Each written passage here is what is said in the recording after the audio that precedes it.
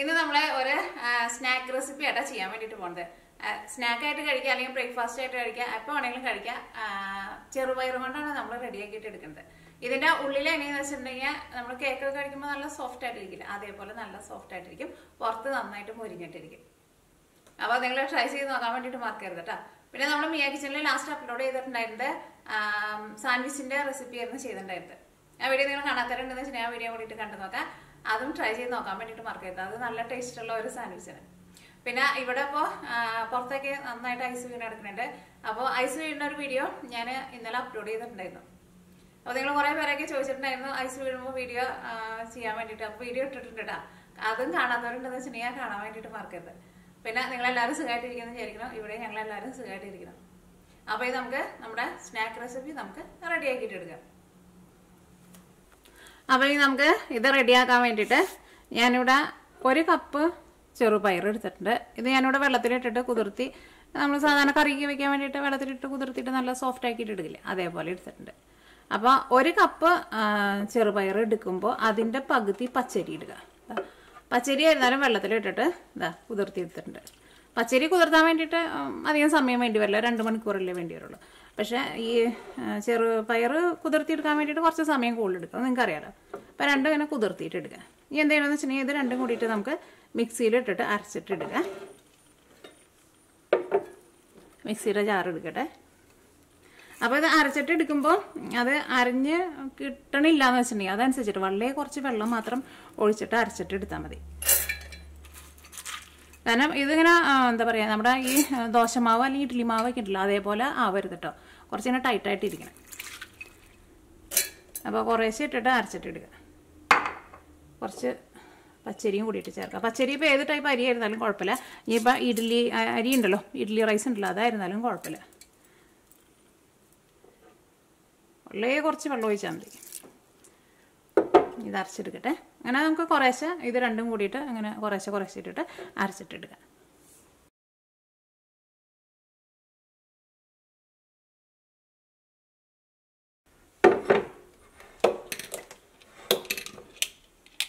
ഇനിയിപ്പോൾ കുറച്ചും കൂടിയും അരയ്ക്കാനുണ്ട്.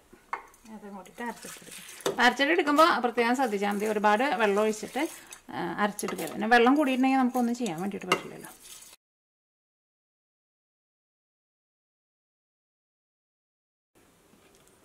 ഇതാ നോക്കിക്കേ, ഇപ്പോൾ നമ്മൾ നല്ല പേസ്റ്റ് പോലെ അരച്ചെടുത്തിട്ടുണ്ട്. ഇതേപോലെ ഇനി ഇരിക്കണം കേട്ടോ. പ്രത്യേകം ശ്രദ്ധിക്കുക, അരച്ചിട്ടെടുക്കുമ്പോൾ ഒരുപാട് വെള്ളം ചേർക്കരുത്. ഇനി ഇത് നമുക്കൊരു പാത്രത്തിലേക്ക് പകർത്താം. ഇതിലേക്ക് നമുക്ക് 1/2 ടീസ്പൂൺ ബേക്കിംഗ് പൗഡർ ചേർക്കാം. ഇത് ബേക്കിംഗ് പൗഡർ ചേർക്കാട്ട് ഉണ്ടാക്കാം. പക്ഷേ ബേക്കിംഗ് പൗഡർ കൂടി ചേർത്തിട്ടുണ്ടെന്ന് വെച്ചിട്ടുണ്ടെങ്കിൽ കുറച്ചും കൂടി നല്ല സോഫ്റ്റ് ആയിട്ടിരിക്കും. ഇതിലേക്ക് ആവശ്യത്തിന് ഉപ്പ് ചേർക്കാം.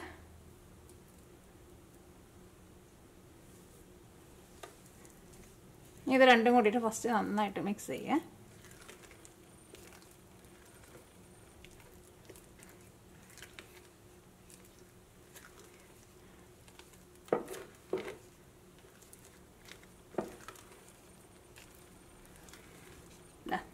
ഇതിപ്പോൾ നന്നായിട്ട് മിക്സ് ആയിട്ടുണ്ട്. ഇത് ഞാനിവിടെ ഇതാ ഇത്രയ്ക്ക് തേങ്ങ എടുത്തിട്ടുണ്ട്. തേങ്ങയും കൂട്ടിയിട്ട് ചേർക്കാം.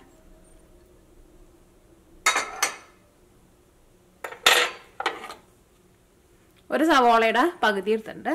ഇത് നല്ല പൊടിയായിട്ട് കട്ട് ചെയ്തിട്ട് ചേർക്കാം.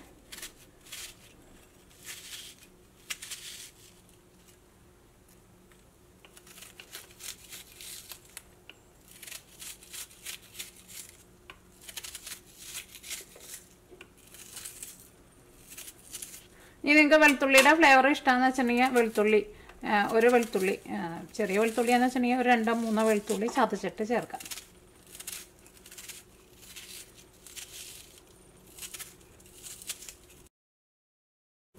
ഇതിലേക്ക് എരിവിന് വേണ്ടിയിട്ട് പച്ചമുളക് ചേർക്കാം. നിങ്ങളുടെ എരിവിനനുസരിച്ചിട്ട് ചേർക്കാം. അതായിരുന്നാലും നല്ല പൊടിയായിട്ട് കട്ട് ചെയ്തിട്ട് ചേർക്കാം.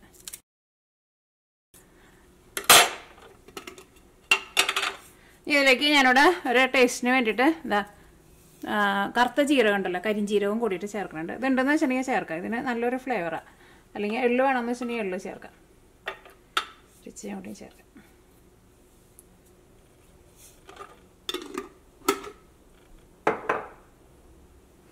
ഞാനിവിടെ ഇതാ ഒരു സവോള എടുത്തിട്ടുണ്ട്. ഇത് നമുക്കൊന്ന് ഗ്രേറ്റ് ചെയ്തിട്ട് ചേർക്കാം.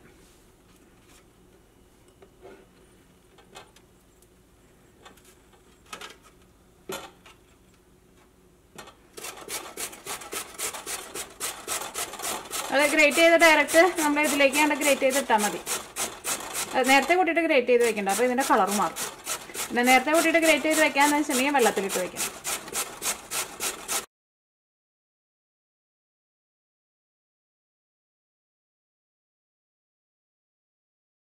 എല്ലാം കൂടിയിട്ട് നമുക്ക് നന്നായിട്ട് ഒന്നും കൂടി മിക്സ് ചെയ്യാം. അപ്പോൾ ഉരുളക്കിഴങ്ങിൻ്റെ കാര്യം പ്രത്യേകം ശ്രദ്ധിക്കുക, നേരത്തെ കൂട്ടിയിട്ട് ഗ്രേറ്റ് ചെയ്ത് വെക്കരുത്. അപ്പോൾ അതിൻ്റെ കളർ മാറും. കളർ മാറിയിട്ടുണ്ടെന്ന് വെച്ചിട്ടുണ്ടെങ്കിൽ ടേസ്റ്റിലും വ്യത്യാസം വരും.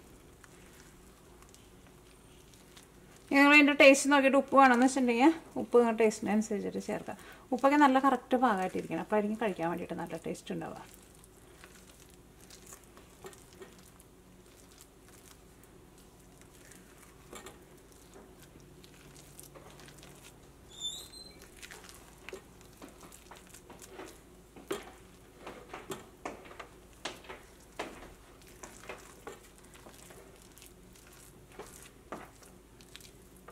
ഇനി നിങ്ങൾക്ക് അയമോദകം ഉണ്ടല്ലോ, അയമോദകത്തിൻ്റെ ടേസ്റ്റ് ഇഷ്ടമാണെന്ന് വെച്ചിട്ടുണ്ടെങ്കിൽ അത് വേണമെന്ന് വെച്ചിട്ടുണ്ടെങ്കിൽ ഒരു 2 നുള്ളി ചേർക്കാം കേട്ടോ.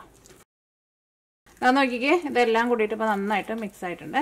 ഇനി ഇത് നമ്മൾ ഫസ്റ്റ് ആവിയിൽ വേവിച്ചിട്ട് എടുക്കാം. അപ്പോൾ ഇതൊരു സ്റ്റീൽ പാത്രത്തിലേക്ക് പകർത്താം. എന്നിട്ട് നമ്മൾ ഇഡ്ഡലിക്ക് ആവിയിൽ വേവിക്കില്ലേ, അതേപോലെ ഫസ്റ്റ് നമുക്ക് അങ്ങനെ വേവിച്ചിട്ട് എടുക്കാം.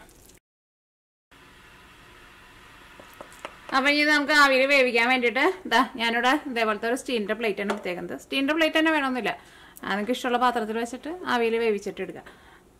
പിന്നെ ഇത് നമുക്ക് വേണമെന്ന് വെച്ചിട്ടുണ്ടെങ്കിൽ നല്ല കനത്തിൽ റെഡിയാക്കിയിട്ട് എടുക്കുക, അല്ലെങ്കിൽ അധികം കനം വേണ്ടെന്ന് വെച്ചിട്ടുണ്ടെങ്കിൽ കനം കുറച്ചിട്ട് 2 ട്രിപ്പായിട്ട് റെഡിയാക്കിയിട്ട് എടുക്കുക.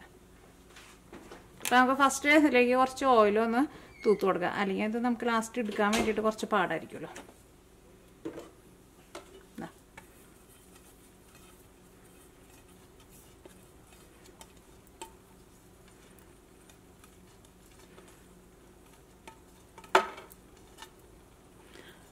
ഇനി നമുക്കിതിലേക്ക് മിക്സിങ് ഒഴിക്കാം.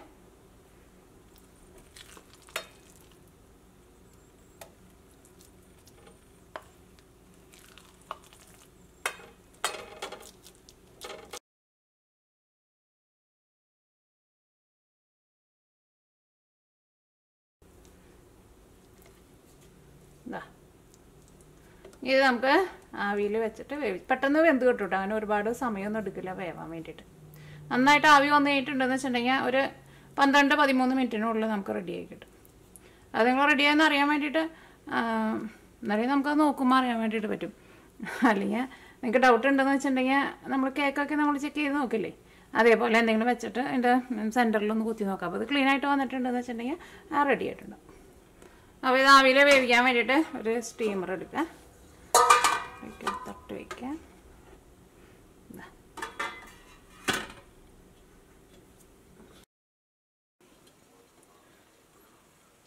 ഞാൻ നോക്കിക്കേ, ഇതിപ്പോൾ വെന്തിട്ടുണ്ട്. ഇനി നമുക്ക് ചൂടാറാൻ വേണ്ടിയിട്ട് വെയിറ്റ് ചെയ്യാം. അപ്പോൾ ഞാനിത് ഇതിൽ നിന്ന് എടുത്തിട്ട് പുറത്തേക്ക് വെക്കാം കേട്ടോ. ഇത് നന്നായിട്ട് ചൂടാറി കഴിഞ്ഞിട്ട് ഇത് നമുക്കൊന്ന് കട്ട് ചെയ്യണം.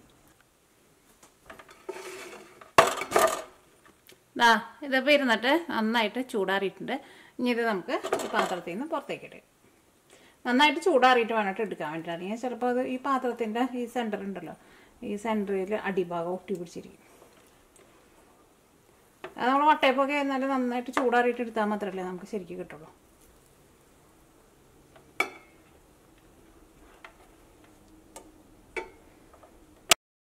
നോക്കിക്കേ, ഇത് നല്ല സോഫ്റ്റായിട്ടായിരിക്കുക.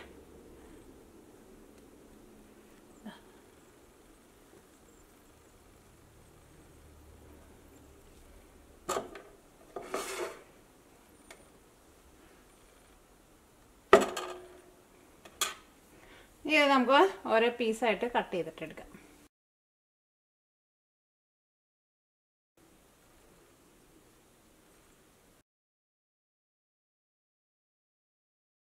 ഇപ്പോൾ നമ്മൾ ഇതേപോലെ ഇങ്ങനെ പീസായിട്ട് കട്ട് ചെയ്തിട്ടുണ്ട്. നമ്മൾ കേക്ക് കട്ട് ചെയ്യുന്ന പോലെയാണ് കട്ട് ചെയ്തേക്കുന്നത്. എങ്ങനെ വേണമെങ്കിലും നിങ്ങളുടെ ഇഷ്ടത്തിനനുസരിച്ചിട്ട് നിങ്ങൾക്ക് അത് കട്ട് ചെയ്തിട്ട് എടുക്കാം കേട്ടോ.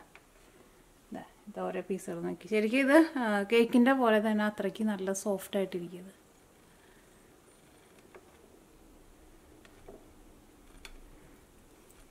ഇത് നമുക്ക് കുറച്ച് ഓയിൽ ഒഴിച്ചിട്ട് 2 സൈഡും തിരിച്ച് മറിച്ചിട്ടിട്ട് ഒന്ന് മുരിച്ചിട്ടെടുക്കാം. ഇതേപോലെ വേണമെന്ന് വെച്ചിട്ടുണ്ടെങ്കിൽ ഇങ്ങനെ കഴിക്കാനാണെങ്കിലും നല്ല ടേസ്റ്റ് ആയിരിക്കും. ഇത് വെറുതെ കഴിക്കാനാണെങ്കിലും നല്ല ടേസ്റ്റ് ആയിരിക്കും. അല്ലെങ്കിൽ എന്തെങ്കിലും കറി കൂട്ടിയിട്ട് കഴിച്ചാലും നല്ല ടേസ്റ്റ് ഉണ്ടാവും. നിങ്ങൾക്ക് വേണമെന്ന് വെച്ചിട്ടുണ്ടെങ്കിൽ നമുക്ക് 2 സൈഡും ഒന്ന് കുറച്ച് ഓയിൽ ഒഴിച്ചിട്ട് ജസ്റ്റ് 2 സൈഡും തിരിച്ച് മറിച്ചിട്ടിട്ട് ഒന്ന് നന്നായിട്ടൊന്ന് മുരിച്ചിട്ടെടുക്കാം.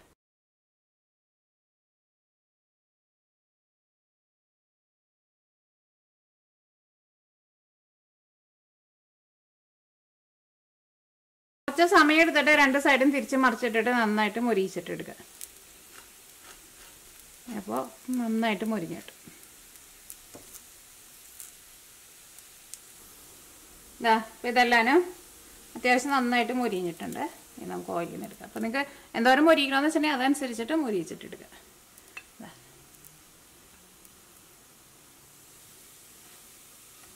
ഞാൻ ഒരുപാട് ചൂടൊന്നുമില്ല, ഞാൻ ചെറിയ തീയിലിട്ടിട്ടാണ് മുരിച്ചിട്ടെടുത്ത് കൈ കൊണ്ട് എടുക്കാനുള്ള ചൂടുണ്ട്, പക്ഷേ പെട്ടെന്ന് എടുത്ത് വെച്ചാൽ മതി.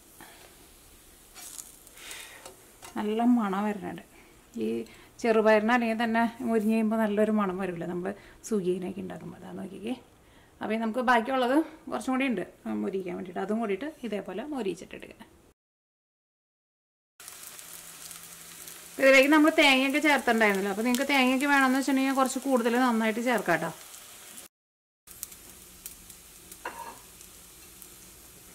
അപ്പോൾ നമ്മുടെ രണ്ടാമത്തെ ട്രിപ്പും റെഡി ആയിട്ടുണ്ട്.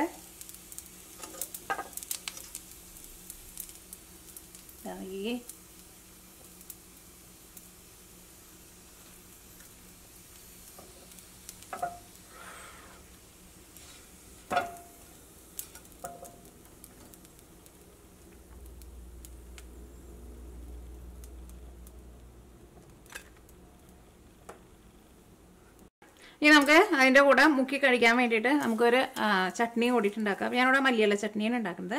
ഇതാ ഇത്രയ്ക്ക് മല്ലിയില എടുത്തിട്ടുണ്ട്. നന്നായിട്ട് കഴുകിയിട്ടെടുക്കുക. ഇതാ പുളിക്ക് വേണ്ടിയിട്ട് കുറച്ച് വാളംപുളിയും ചേർക്കുന്നുണ്ട്. കുരു ഉണ്ടെന്ന് വെച്ചിട്ടുണ്ടെങ്കിൽ കളയാൻ വേണ്ടിയിട്ട് മറക്കരുത് കേട്ടോ. പിന്നെ എരിവിന് വേണ്ടിയിട്ട് ഇതാ 2 പച്ചമുളക്, ഇതാ ഇതേപോലത്തെ ഒരു കഷ്ണം ഇഞ്ചി, ഇതാ വെളുത്തുള്ളി,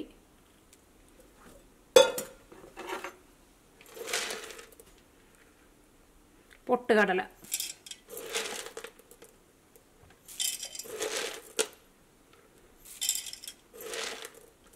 ഒരു 4 ടേബിൾ സ്പൂൺ പൊട്ടുകടലയും ചേർത്തിട്ടുണ്ട്. ഇതിലേക്ക് നമുക്ക് ആവശ്യത്തിന് വെള്ളം ഒഴിച്ചിട്ട് നല്ല പേസ്റ്റ് പോലെ അരച്ചിട്ടെടുക്കാം. ഉപ്പും ചേർക്കാം. അപ്പോൾ നമ്മുടെ മല്ലിയില ചട്നി റെഡി ആയിട്ടുണ്ട്.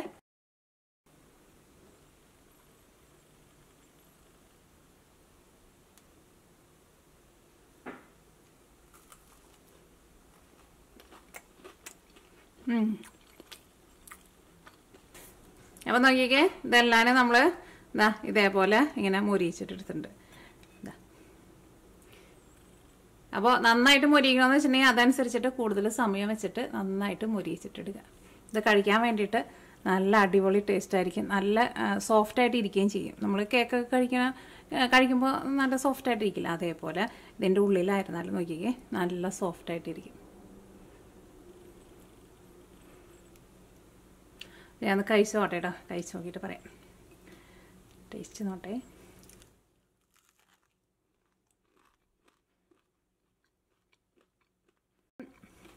സാധാരണ പയറുകളുടെ പോലെയല്ലോ, ചെറുപയറിന് ആണെങ്കിൽ തന്നെ നല്ലൊരു ടേസ്റ്റ് ഉണ്ടല്ലോ. ശരിക്കും നല്ല ടേസ്റ്റ് ഉണ്ട് കഴിക്കാൻ വേണ്ടിയിട്ട്.